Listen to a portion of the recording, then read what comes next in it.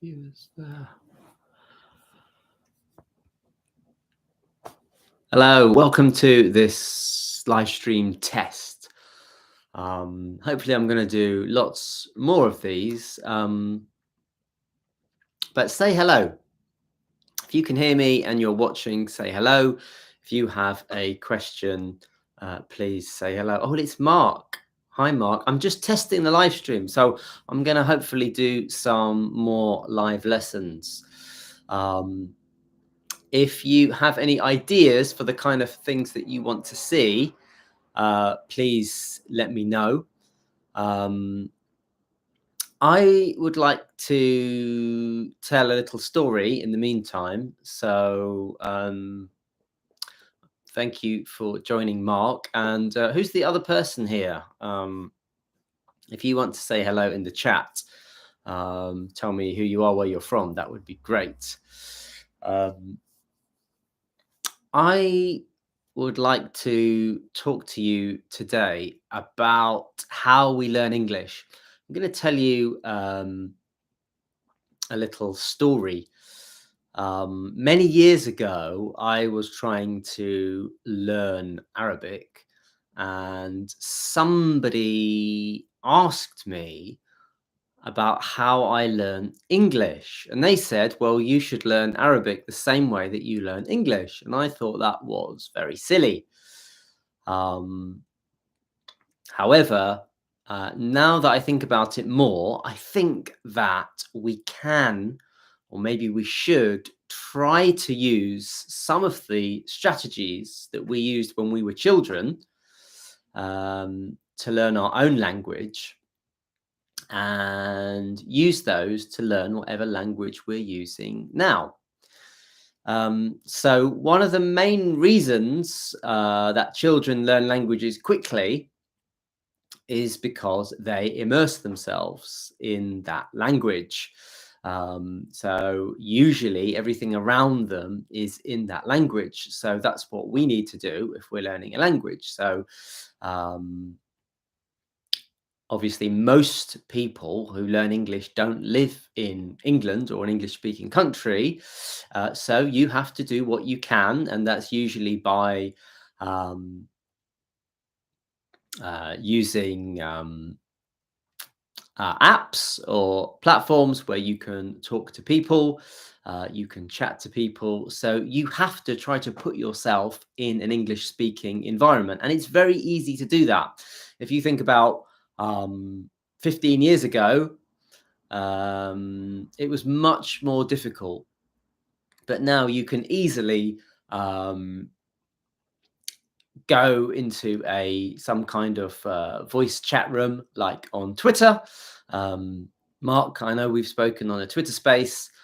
You can find friends to practice your English with within minutes of going onto the internet. So you need to do that as much as possible. The other thing that children do is that they repeat everything that they hear. So when we hear English, if you're listening to people, or if you're watching the news, or if you're reading something, you're not going to understand everything. And that's the same for children, very young children. They don't understand everything, so they try to learn what it is. So one of the ways that you can do that is to repeat everything that you hear. As adults, we can write things down. So you can write it down in a book. You can record yourself with saying words and phrases that you've heard, or you can just simply repeat them. And by repeating them, that helps you remember them. So that's what children do. If you say something to a child they don't understand, not all children, but many children will repeat it. If you say, "What's that noise?" they might say, "What's that noise?" And that will help it stay in their memory. So basically what I'm telling you today is that you can, or you should, be more like children.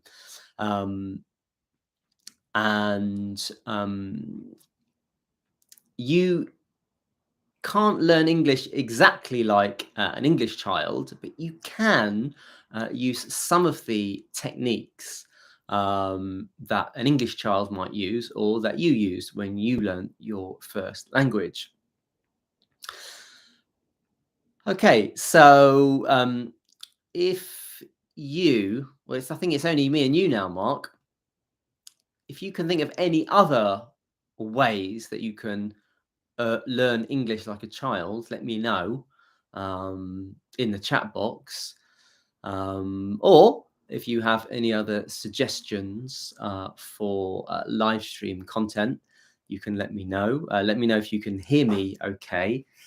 Let me just see. In fact, now that we're here, are you still there, Mark? If I try using my microphone, is that better, Mark? Or whoever's there? Is that better? Can you hear me better with a microphone now? Let me see if I can. I think it's a good topic, different methods of learning. Okay. Yeah, okay. Can you hear me better now, Mark, with the microphone? Yeah, is it better now that I've put the microphone in? Oh, we've got the Dutch brick builder. Brilliant. Hello, Dutch brick builder. Do you have a question for me? This is the first. It's better. Good. Okay, so thank you, Mark. You've already improved the live stream 50%. Welcome to the Dutch brick builder. You don't have a question. What would you like to learn today? This is just a test live stream. I'm going to be on for another few minutes, so if you want to learn anything, you can ask me now. Mark, as you've been so helpful, maybe you can ask me a question. Okay, so I got the sympathy vote. Okay, are you following me, Dutch brick builder? How did you find this stream? That's a really important question. I would like to know. We've got a third person in here now. That's exciting. You clicked on lives. Okay, see, I never do that. I never just click on lives. So it seems like Dutch Brick Builder is not following. This is a channel for improving your English, Dutch Brick Builder. It's for intermediate or advanced. So if that's you and you want to improve your English, and especially if you're a professional, you might want to consider subscribing or maybe have a look at some of my videos. We've got 4 people in here. See, that's a new record now. This is just a test. If you've just joined, my name is Julian. I am an English teacher from the UK. I am hoping to do more live streams. I'm dipping my toes in live stream. I've remembered to look at the camera. So this is part of my training. So I'm dipping my toes in live stream. What does that mean? That's an idiom that we use commonly in the UK and possibly in North America. If you dip your toes in something, it means that you try or you experiment something. So imagine you're getting into a hot bath. You don't go straight in. You dip your toes in to see what it's like. You see if you like it. So this is just a test, and it's great that there's 4 people in here, so we can do what we want. So I think there's a little bit of a delay with the questions, so that's something that we can improve on. So I've given the explanation of dip your toes in something. So hopefully you've heard that. Yeah. So to dip your toes in something. It would be useful if I could write on the. I had today an English reading test. I hope I made it good enough. That is funny, Mr. Brick Builder. Interesting. So the more you type, the more we can learn. So in English, we wouldn't say I had today an English test. Okay, now in lots of languages, you would put the order like that. But in English, we would say today. Now remember to look at the camera now. Today, I had an English reading test. Today, or we could start with yesterday or tomorrow or we could say at 5 o'clock, I have, or I had an English reading test. So today I had an English reading test. And then you said, I hope I made it good enough. So in English, when it comes to a test, we would say, I hope I did well. I hope I did well in the test. So people would understand you, Dutch brick builder. And if you are Dutch, Dutch people speak fantastic English. But as I said, my channel is for people who speak at an intermediate or an advanced level, but they want to speak more like a native. So they want to go to the next level. That's why we're called Next Level. So the first stage is to be understood. But if you want to go up a stage and sound more like a native, we can use a more natural structure like that. So Mark's saying, talking about acing a test or an exam, yeah, and that is an informal way of saying that you did well. I aced the test. So you could say, I did really well. I aced the test. What else could you say? You could say, I smashed it. So smash can also mean to do very well. Yes, Mark, that is slang. So that's what you might use in informal situations. People use that a lot. It's a very common one nowadays to say you smashed it. It means that you did really well. Often people say that when they don't really mean that you did really well. It's just, sometimes it's just something you say, oh yeah, you smashed it. You might say to your friend, how did I do? Oh yeah, you smashed it. So sometimes we can't always be sure exactly how well we did if someone says that. Okay, so slang could be a topic that we could talk about in future live streams. If you have any other suggestions, this is just a test that we're doing today, just so I can get familiar with the software and the cameras and the microphone, just so I can make it as good as possible for you. So if you have any more suggestions, let me know in the comments. That's really key because I want these live streams to be interactive. So, you know, I don't want you to just sit there and listen or fall asleep. Grammar. Okay, grammar, Grammmer. There's a little typo there. Grammar. Yes, so I think we could do a grammar course. So maybe we could do it over a few lessons. So we could do it over a few days or a few weeks. Grammar is a really interesting thing. Someone asked me yesterday, in fact, about tenses, and she sent me a message on Twitter, and she said, I'm having trouble learning all the tenses. She said, I understand 8 of them or 12, she said, but I don't really understand the rest. She said, is it important to learn all of them? Do I have to learn all of them? And people often ask me these kind of questions. And it tells me that people are looking for shortcuts.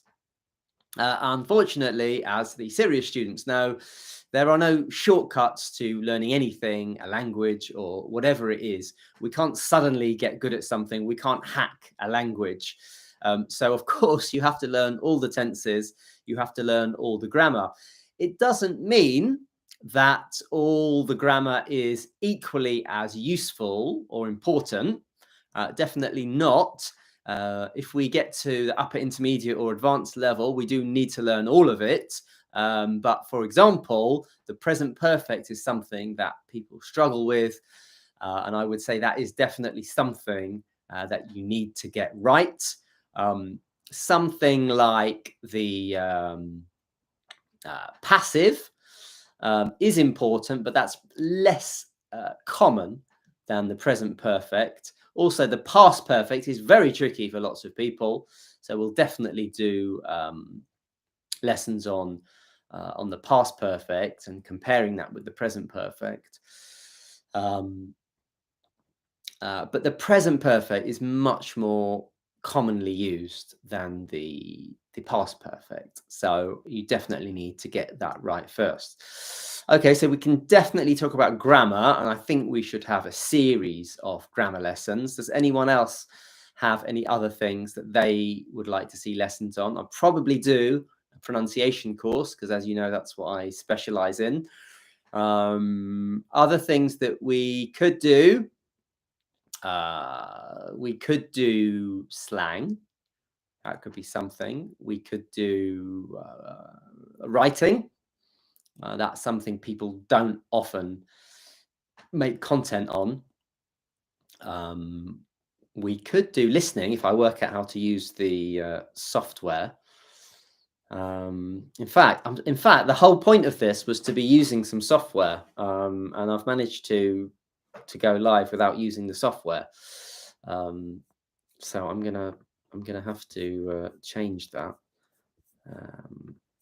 But it's been a very good experiment. The sun is shining here in London. Dutch Brick Builder has subscribed. I want to be better in English. Maybe it will help me. How many languages? Well, I hope that it will help you. Please leave me a comment on the videos, Dutch Brick Builder. There are some ones that are hopefully funny. Remember to look at the camera. There's some quizzes for you. There's a whole pronunciation playlist if you would like to improve that. Bakary says, how many languages do you speak? That is a very interesting question. Now, let me tell you something interesting about English teachers. Not all English teachers are English or from the UK or from the US, but obviously a lot of, maybe most English teachers that you might see online are English, or they're from an English-speaking country. Now, if you are from an English-speaking country, it means that you speak English, and it means that you are less likely, I would say, to speak other languages.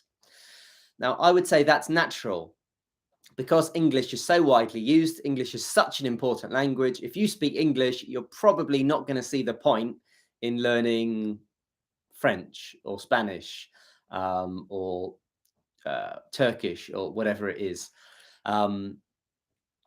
So the funny thing about English teachers is that often we don't speak. Some do, lots do, but lots don't speak other languages. And if we do, it's not to a high level.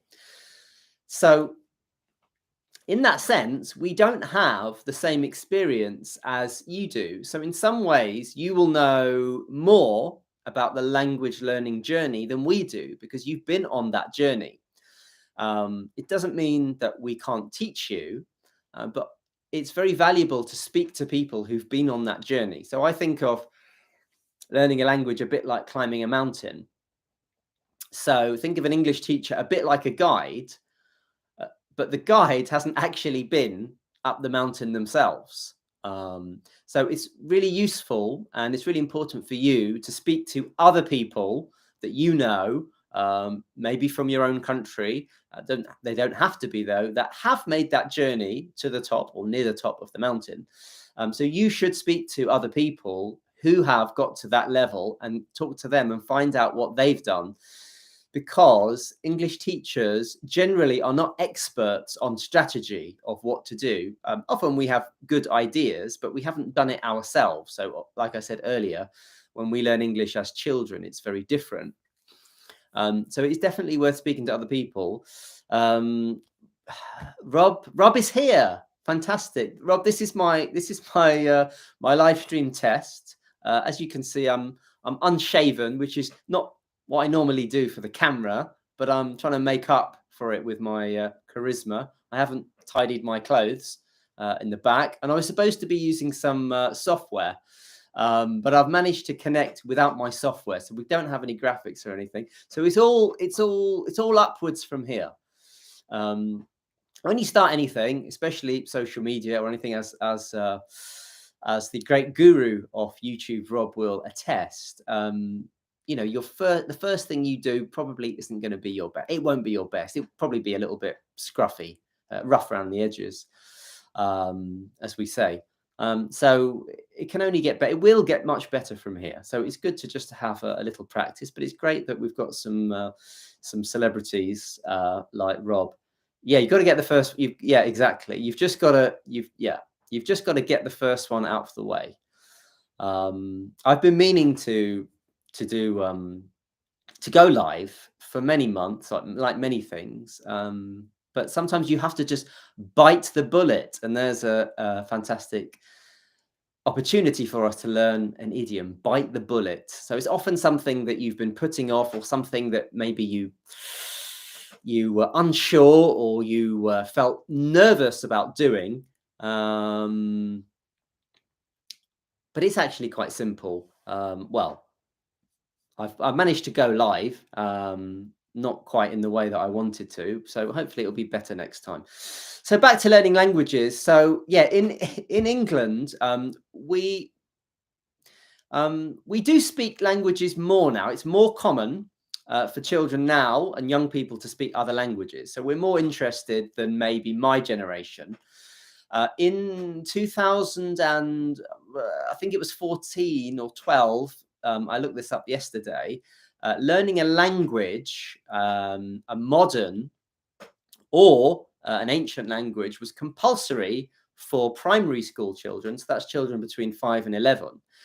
So young people now, or for the last 10 years, have been learning other languages since they were, you know, kind of 8 years old. So that's changed things a lot. So it's not very difficult to impress English people with languages. So I still remember some of my French from school, which was a very long time ago now. And that's enough to impress people. People think I speak French just because I can say a few things, or maybe it's my pronunciation that they're impressed with. But I don't speak French very well. I can understand a little bit. I learned Spanish as well.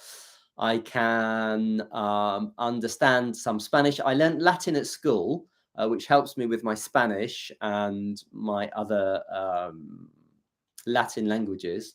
We're up to 7 viewers. See, that's the thing, Dutch Brick Builder. It wouldn't have been possible without you. We need people like you to lay the first stones if we're going to continue this building and brick analogy. So we need some people like you to lay the foundations. And if you come, then other people will come. It's a bit like a shop, or it's a bit like when you're at a market. If there's nobody there at a market stall, people will think, there must be a reason for that. But if people start crowding round, then more people start crowding round. So we reached a record of 7, and we got 4 likes, which is great. So Bakary, back to your question. I'm guessing that you speak Arabic, Bakary. So I'm guessing, Bakary, that you are either from, I'm guessing you're either from Sudan or Egypt or Saudi Arabia. Am I right? There was a lot of Bakaris in Sudan when I lived there. So I do speak Arabic, talking of languages. And actually my journey, Sudan. See, I was right, because I lived in Sudan. So that's how I know. I'm familiar with, thank you. So let me tell you something about Sudan. See, we could talk for hours now about Sudan. I lived in Khartoum, or Khartoum as it's pronounced in English. As many of you will know, Khartoum is the capital of Sudan. See, in the West, we don't really learn anything about Sudan. I think the only thing I knew about Sudan when I was a child was there was a wrestler called Abdullah the Butcher. And as a child, I thought he was a fantastic character. He was a big, fat guy, and he'd come in and he'd start doing these chops. So he was called Abdullah the Butcher, and he only appeared a few times, and I got very excited when I saw him. He was a very dynamic wrestler. But then years later, I found out that Abdullah the Butcher was not from Sudan. He was just a WCW creation, and he was an American. So I don't actually think that he had any Sudanese ancestry. It was just made up. So the other thing Sudan is famous for is probably Osama bin Laden. And I can't really think of what else Sudan is famous for in the minds of most people. Obviously, it's famous for many things. Although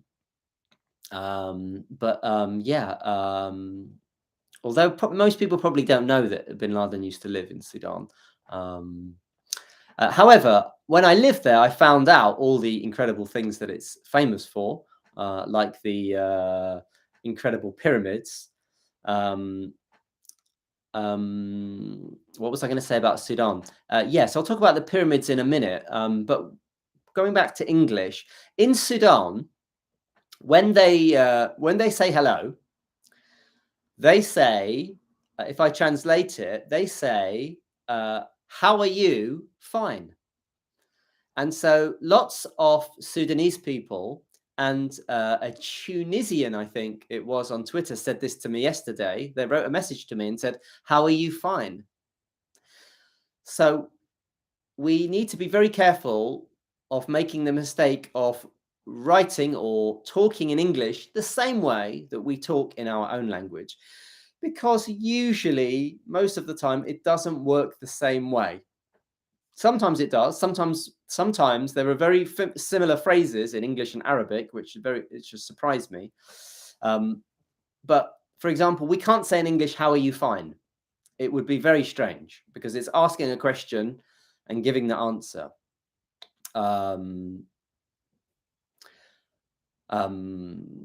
But we would, of course, say, how are you? And the classic or the typical reply is fine.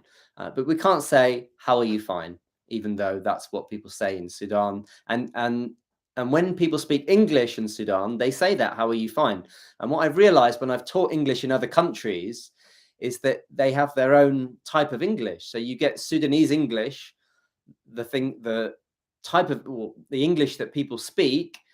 And when you tell them that that's not right, they're very surprised, because that's how they speak. That's how everyone around them speaks English. So we need to be careful that we don't speak our own version of English. You can, but if you speak to other people, they might not understand you, or they might think it's a little bit strange. So we don't say, how are you? Fine. But when I lived in Sudan, I was able to learn Sudanese Arabic, because Sudanese Arabic is different to the Arabic which I was used to. I first learned Levantine Arabic, which is what they speak in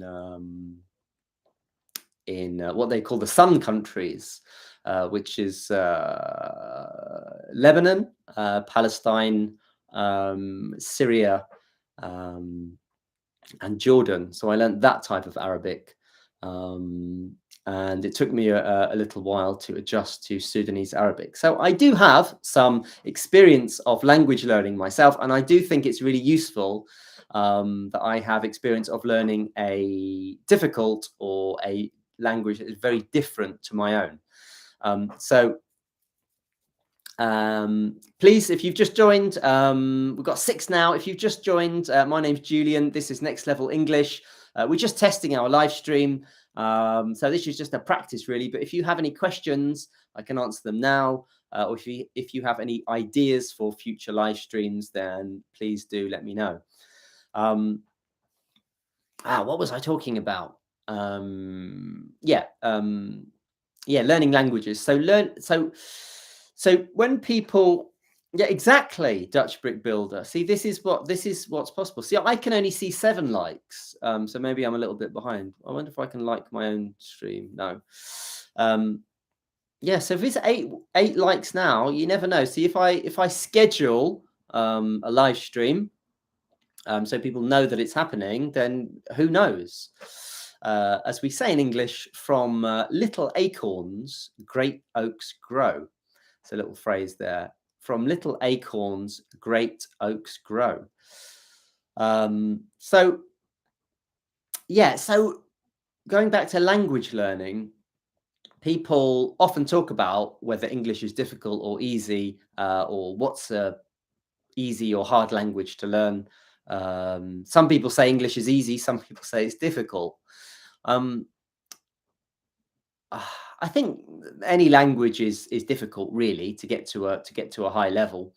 But it all depends on what your first language is. In linguistics, we call it the L1. Most people, nearly everyone, calls it mother tongue.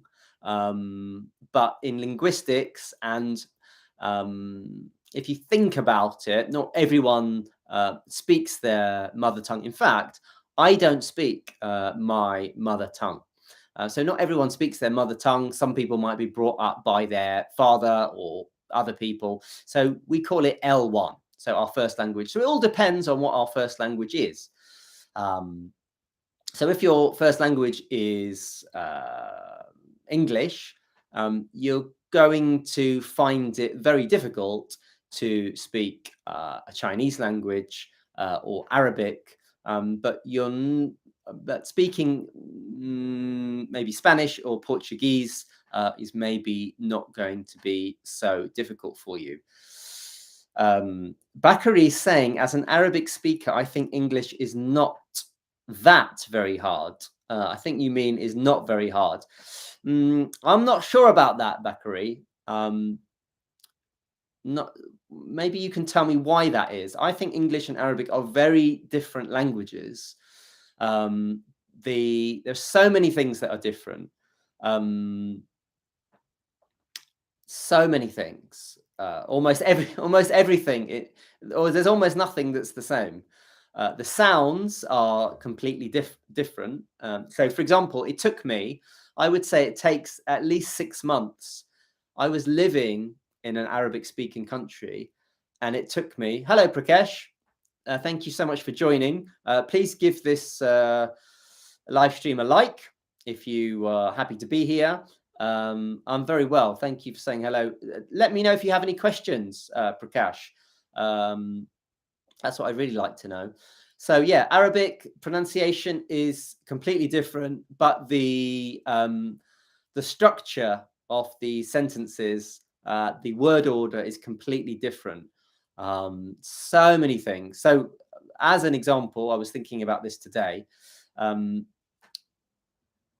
See, that's a different thing. Okay, we'll come on to easy to learn in a minute. So I'll give you an example. Maybe your language works like this. So in Arabic, there's no verb to be, as there aren't in many other languages. In the present tense, there is a verb to be in Arabic in the past tense. So in the present tense, if you're hungry, if you want to use an adjective, you would just say, I hungry. Where obviously in English we would have to say I am. We'd have to use a verb. I am, he is, you are. And we have to worry about that.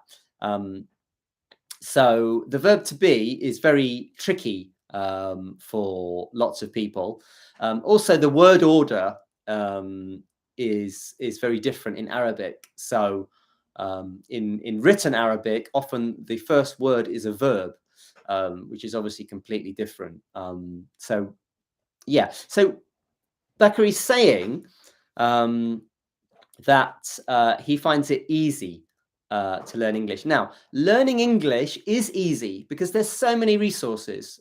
We've got YouTube that we're on now. You've got millions of videos. You've got millions of brilliant videos, all to help you with your English. And hopefully you'll find some of those on my channel. So learning English is easy. There's never been an easier time to learn a language in the history of humanity. So you've got so many resources for English. On all social media platforms, you can find a teacher. Prakash is asking about vocab. How can you learn vocab? There are a million different apps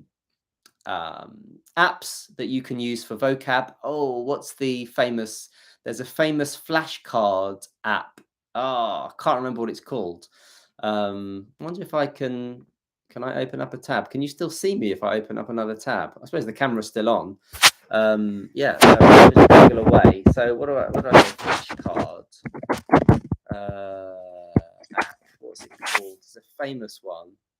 There are millions. Anki, I've heard is good. You can make your own ones. You can make your own one using Notion. If you have heard of that, so that's something you can try. But there's so many apps, so many videos. You can find a teacher easily on lots of different platforms. If we compare it, for example, yeah, make your own notes. That's really good. That's a good idea. You can just do it the old-fashioned way. I recommend that you get a book, a little book, and you write down your new vocab, and you go back to it and you keep revising and refreshing. As I always tell people, Prakash, when I read a book as a native, I will often come across words that are unfamiliar to me. So as natives, we don't know. What's this? I'll have to hide a reply. So this is new. I'm quite my US, and I don't understand this. So Lucivus, can you try typing that again? Loose VF Lucivus. Doesn't really make sense. It seems like maybe you've fallen on your keyboard. Maybe your hand is. You can follow me on Twitter. I'm also on Instagram. I should be telling you all these things. See, this is my first live stream, so I'm making some basic mistakes here, which I will learn from. So you can follow me on Twitter. Depends what you like. I'm on Instagram. Of course, you can ask me anything you like. Anyone here can ask me a question, because I'm going to turn this live stream off in a minute. I might turn it on again. In fact, if you all hang around, once I turn it off, I'm going to try it again, but using the right software. So I can maybe use some graphics or other things. Synonyms of coquette. Coquette. Okay, I don't know what coquette is, so I can't know every single flirtatious woman. I've never. Maybe I have heard that word. Do you know what? I actually came across that word, I think yesterday or the day before, but I've forgotten it. So that is a really good example. If I read a book, it's likely I'm going to come across new words. So I need to have a system to remember them, because I need to improve my vocabulary as a native, as do you. You can't know every language, every word in your language, and the more words you know, the better it will be. The better your writing will be, and the better your speaking will be in certain situations. This is brilliant. So thank you all for coming. Keep the questions coming. We've had some fantastic questions. Thank you for staying with me. Dutch Brick Builder mentioned Quizlet. Yeah, that's another flashcard idea. I am thinking about making some kind of quiz game. Could be vocab as well, on Notion. So the good thing about Notion is that when you get on Notion, if you get it wrong, then it will ask you that question again at some point. If you get it right, if you keep getting the question right, then it won't ask you the question so frequently. So it kind of, you can have a kind of quiz based on how well you do. So you're not just going through all the ones you know all the time. Yeah, Kahoot. Yeah, I have used that before, actually. vocabulary isn't the most important thing to learn in English. Yeah, now people say this a lot. Again, I'm not sure that it really helps us. We have to know grammar. Some people say grammar's not important. Some people say vocabulary is not important. Some people say writing's not important. We do need to learn all these things. It all depends. It depends what level you're at, or what stage you want to get to. Vocabulary is important, but it depends what level you're at. If you just want to, if I went on holiday, and I just wanted to communicate with people in a basic way, then I wouldn't need to know lots of vocabulary. But if I've got a problem in my hotel room, then I need to know what that thing is called. So it depends. It depends what it is. We can't say that vocabulary isn't important. It is if you need to know that word and explain it to someone else. Okay, keep the questions coming. Prakash is still asking about synonym of coquette or Casanova. Oh, sorry, Prakash is saying it is the most important thing. Sorry, when you're reading these things quickly, sometimes it's easy to misread them. So Prakash is saying the vocabulary is important. It is important, but you have to be able to speak, Prakash. So it's no good reading dictionaries if you can't speak. So you have to put yourself in situations where you're speaking. Qing Yang. Is that my friend Qing Yang? Qing Yang, maybe I can... Qing Yang has... I do know a Qing Yang. Qing Yang has written something, I think in a Chinese script. I'm not sure what that is. Can you write in English, or can someone translate that? Okay, I'm getting lost in all these. So the synonym of coquette, a flirtatious woman, I don't know a word for that. We can use the word flirty if somebody likes to speak to members of the opposite sex a lot in a particular way, a romantic way, we could call them flirty. A seductive woman. I'm not sure where this is going, Prakash. But I don't think it's the direction for this particular live stream. I think we'll leave it at flirty.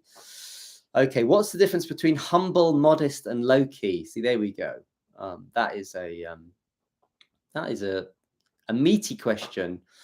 Humble, modest. I don't think there's much difference between humble and modest. I would say that humble is probably a little bit stronger than modest. So I would say humble means very modest. So if somebody's humble, they really don't have a strong sense of themselves. They don't put themselves, they don't think they're more important than other people. You're speaking too fast. Okay, thank you for reminding me to slow down a little bit. It is difficult to speak at the right pace. It depends on the audience. But I will try to slow down a little bit. So in case you don't know, my name is Julian. I am an English teacher from the UK. I live in London. Yes, I live in London. And I've lived here almost all my life, except for a year in Sudan, which I told you about, and a year and a half almost in the Middle East. Come to India to teach me. Well, the whole idea of teaching on YouTube and teaching on social media is to teach as many people as possible. So that is the beauty of the internet. And I do get lots of people who want my phone number. They want to talk to me and chat with me and be my friend. And of course, I'd love to be everyone's friend. But the best way for me to help as many people as possible is is to make videos and now to do live streams. Are you doing this for fun or to help? Not exactly sure what you mean. I am actually a professional teacher, so it's not really fun. Yes, I'm definitely trying to help you, and I have been making daily content on social media for over a year and a half now. So I have 100,000, over 100,000, I think 102,000 followers on Twitter. I'm making daily content on Instagram, if you're on Instagram, and I am over 4,500 followers on YouTube. I haven't made that many YouTube videos actually, so I definitely will make more. I've got a few more I filmed ready to be edited, so they will be coming to you soon.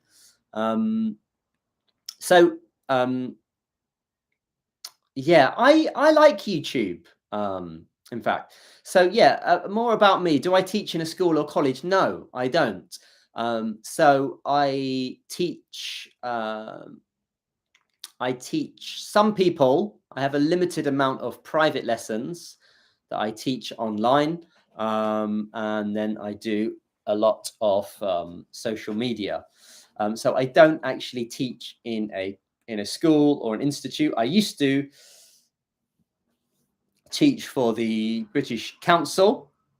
No, I don't have my own place. I'm online. This is it. So yeah, I used to work for the British Council in Sudan and in the Middle East.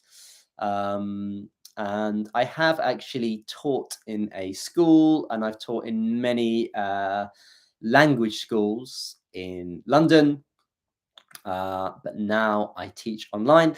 So I also make courses. So I have a pronunciation course at masterpronunciation.com. So if you want to sound like a native, if you want the British accent, if you want to know how to speak like a natural native speaker, then that course is for you. So that's masterpronunciation.com. So, Prakash, it is late now, and you should get a good night's sleep. Okay, do we have any other questions? Are you doing this for fun? Where are you from? Queen meeting. You're speaking too fast. Okay, so I talked about humble, and so I said humble was probably very modest. More extreme version of modesty. Low key. So low key is slang, really. I would say that low key means that something is not well known. So it doesn't necessarily mean that you're humble or you're modest, but you might keep it a secret. So that's why it might be low key. So I'd say low key is a different word to humble and modest. Okay, well this is okay. So another thing I've learned is the time goes very quickly. Up to 15 minutes seem to go slowly, but now we're having so much fun. The last kind of half an hour has gone so quickly. Okay, so thank you all for joining. Have a look at my other videos if you if you want to know more.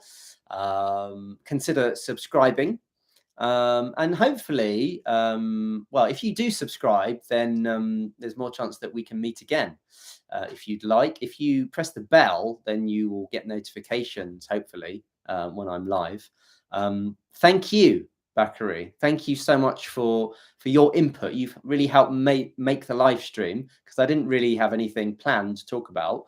So it's thanks to you I was able to share some of my experiences with Sudan. So I guessed, I'm going to make another prediction. So I guessed that Bakary was from Sudan. I'm also going to guess now, and Bakary's going to tell me if I'm right. I'm going to guess what Bakary's favorite food is. And I'm going to guess that his favorite food, if he could have any food in the world, I'm guessing that he would like to eat his mother's asida and kisra. Now, Bakari, can you please confirm if that is correct? That your favorite food, if you could choose any food in the world, you would choose to have asida made by your mother with kisra. Dutch brick builder. Now, if you are Dutch, I can only imagine that favorite food of Holland. Yeah, very correct. Good. We can't say very correct in English. We can say you're absolutely right. We could say that because we're either correct or not. So I hope that's enough for you to subscribe now, Bakari, and maybe even hit the bell so you can see all the content. But if you have a look at my videos, hopefully there'll be something for you. I've got some absolutely right. Brilliant. See, what Bakari's done there is he's done what I was saying we do as children. So you need to just keep repeating things. So I said that we should say you're absolutely right, and Bakari has written that. Now, some people might think, okay, yeah, I don't need to do that. I heard it. But by writing it, by saying it, by doing it, you're going to memorize it. So you need to do to learn a language. I'm sure most of you know this, but some people don't seem to get this. You can't learn a language passively. You have to do it. So if you hear the right expression or the right pronunciation, then you need to do it. You need to say it.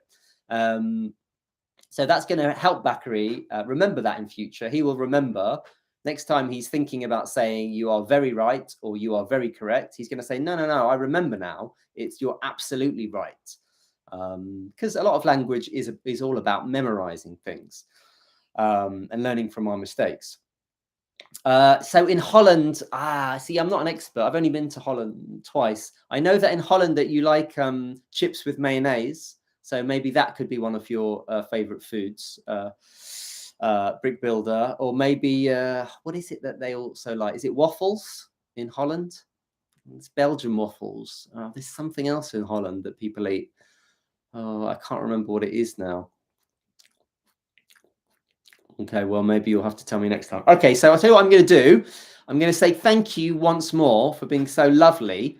I was only going to go live for a few minutes, but because you were all so engaging, thank you, Mark. Thank you, Mark, for being, I think, the first one. So thank you. Please come again. I'm gonna end the live stream. I'm gonna try to connect again, just for another little test, and hopefully I can have some graphics and share some other things. Pizza, yeah, pizza is one of my favorite foods as well. So what we'll do is we will have more streaming, and what we'll do, Mark, is we'll make it more organized. So we're talking about a particular theme. And I can prepare some materials, so I can prepare some key vocabulary or key grammar that we're going to learn or we're going to focus on. But yeah, I've always wanted to do streaming, and for some reason I just decided to do it now. I had a little bit of time. Okay, so I'm going to end the stream. Thanks again for joining. I'm going to start it again, hopefully in the next few minutes. So you're very welcome to come back.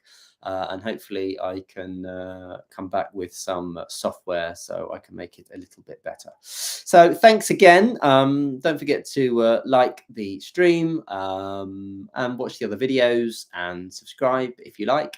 And I will see you again very soon. Okay, thank you very much.